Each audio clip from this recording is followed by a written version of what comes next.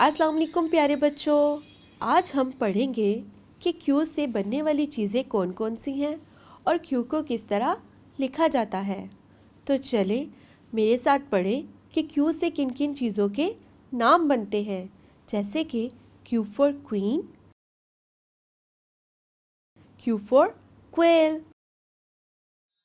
तो प्यारे बच्चों, अब हम क्यू को लिखने की प्रैक्टिस शुरू करते हैं।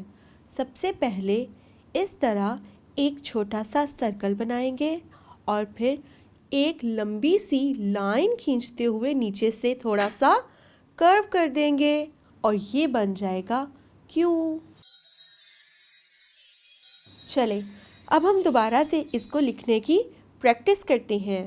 सबसे पहले एक छोटा सा इस तरह सर्कल बनाएंगे और फिर एक लंबी सी लाइन खींचते हुए नीचे से थोड़ा सा कर्व कर देंगे और ये बन जाएगा क्यू।